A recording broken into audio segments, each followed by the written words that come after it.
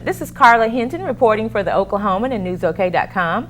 I'm here in the studio with Carolyn Stager, a survivor of the May 3rd, 1999 tornado. On this 20th anniversary of the tornado, Stager and I discussed what happened to her on that eventful day and how her faith has helped her get through the aftermath of the storm.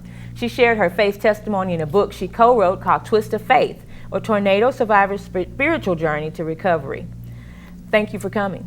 Absolutely. I know you didn't have to do that because this is a an interesting time of year for you, so I thank you for coming and sharing your story. Thank you so much for your willingness to let me share my story with your viewers. Okay, well thank you so much. Well, first of all, what do you typically do on the anniversary of the tornado? It was a life-changing event for you, and so I've wondered, what do you do?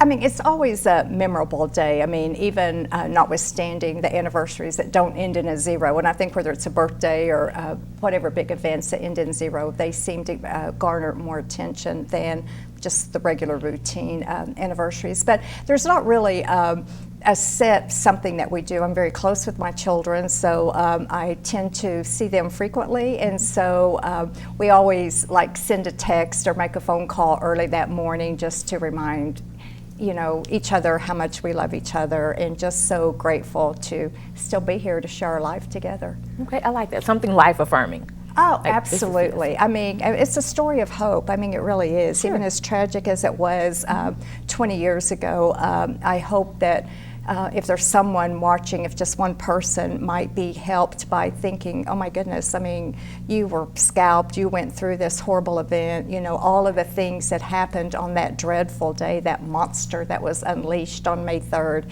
then that would be amazing. Okay, good. Well, so on that note, since you brought it up, can you talk about what happened to you on May 3rd, 1999? Yeah, I mean, I'm happy to. I mean, it's a pretty vivid memory because I obviously was working full-time, was a lobbyist for an association of cities and towns, the Oklahoma Municipal League, a job that I had for 29 years and dearly loved.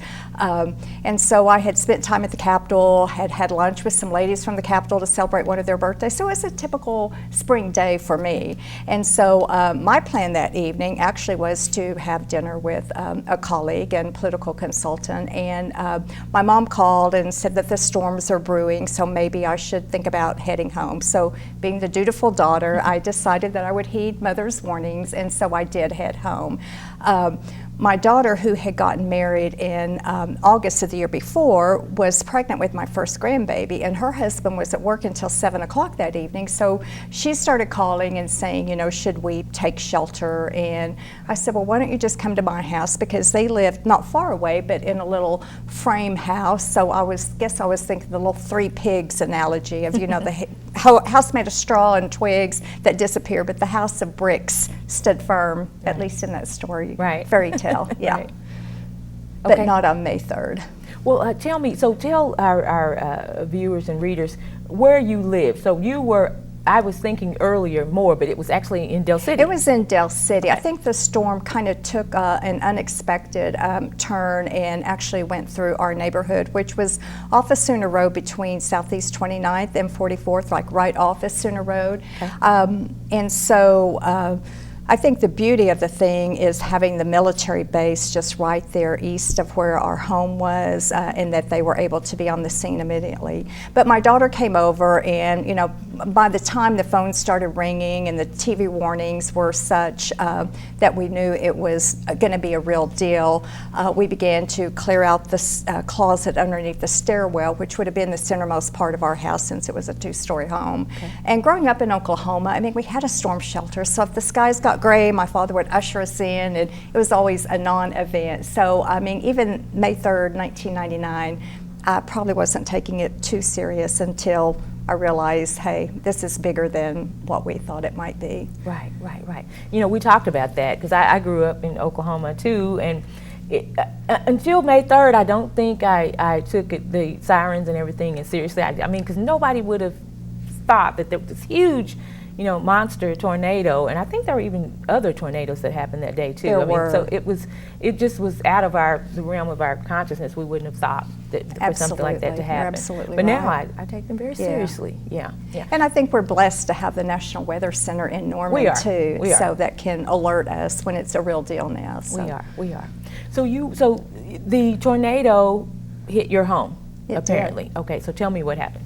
Well, actually, I mean, we barely had gotten the door closed, and immediately the TV exploded, because I turned the TV up to think, okay, I'll listen to the weather, and see when we're able to come out. Sure. And then immediately you feel the windows being blown out and just the force and the suction. And they always talk about the sound of a tornado is like a train or something. Right. And living so close to Tinker and growing up in the Midwest City area, of course, if you're around those airplanes that are loud, those airplane big engines, which are kind of a similar sound, but it was definitely a roar that was just unbelievable. So you could not even hear, even though my daughter and I were in the closet trying to communicate or say our prayers together, I mean, you couldn't hear each other speak even. So, and really the door was not shut long when the tornado hit, and you just began to be, caught up in the whole circulation of the storm itself. Okay, wow.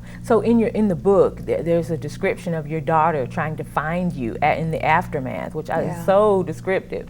Tell me a little bit about that. I mean, you don't remember a lot of that probably, because were you unconscious for a little while? Well, I mean, I really felt like, because I knew I had to have something going on, because the people that came on site, that are trying to keep you from going into shock and keep you conscious, were not giving me eye contact. They were looking like above, and I felt like there was a wetness or something going on my head, and little did I know that I had been scalped. And so my daughter saw me from a distance, so we were somewhat apart, and I also had a fractured pelvis, and she had taken out the whole back of her right leg, so it was hard for both of us to actually maneuver and move around to each other, but we did manage to do that, because really we both thought we were going to die because it was that severe, and we did lose 2 of our neighbors that were fatalities in that tornado across the street. So kind of said our love and our goodbyes the best that we could laying out there. But yeah, she thought I was a dressmaker dummy, a mannequin from one of the stores down the street, and then she said she saw the blood dripping down my face and knew it was me, and then screamed Mom. And then of course that was when we came together and tried to stay conscious long enough to and really I kind of felt like I was you were kind of in and out, but I think there were enough people around, and that was the beauty of it. Once people were coming out that had taken shelter and weren't injured, and the military, in their way that they just overperform, in everything that they do in protecting us, were immediately on the scene, and all the public safety people. So there was always somebody there talking to you, making sure that you weren't going unconscious or going into shock. Okay, interesting. So about 10 years ago, you wrote your book, Twist of Faith, with Kimberly Lohman Suitors. Why did you decide to put it all in black and white, so to speak? Actually, my intention was never to write a book. Okay. I had done a lot of journaling, and I really wanted a compilation of the events for myself, for my family, and future generations. But as with most things in life, God always has a bigger plan and a bigger picture, and so I came together with Kimberly, and she had written one book before, and she was very interested in the story, and her and Tyler Suitors were here for many years on, I think, Channel 5, and so we kind of met for close to a year, interviewing. We went to Pittsburgh, Pennsylvania, where my doctor that did all the reconstructive surgery on my head. Well, so tell me, you wrote the book, and I like the fact that it's a book of faith, where you get to share your faith and what helped you through this ordeal and the aftermath of the storm. Is that right? It is a book of faith, and I was just looking, I think since we released the book 10 years ago, I have never passed a book along to someone. I mean, the one thing that I always write in the book is always believe and have faith in Hebrews 11:1, which is just faith is being sure of what we hope for, but certain of what we cannot see. Right. And so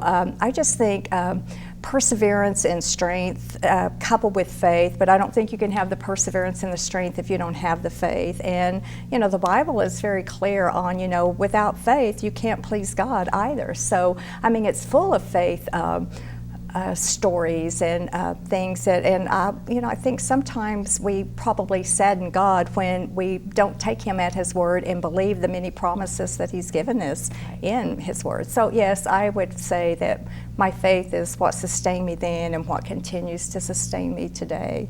Okay, good, good. Well, that was leading me to my next question. How are you doing these days? You don't call it retirement, but you call it something else. I have coined a new phrase. It's called my new lifestyle. Okay. So Okay. I refuse to accept the big R word that many people embrace as retirement. But I am enjoying my new lifestyle. I stayed on a handful of boards to stay connected, you know, doing a little contract work and picking up grandkids from school and just whatever the need is. But the two best words would probably be peaceful and in the moment. So I'm not sitting here with you thinking, what's that next project I need to get to, that next meeting. So that's the part that I do love at this point. Well, thank you. This is Carla Hinton reporting for the Oklahoman and NewsOK.com. For more information, read the Oklahoman.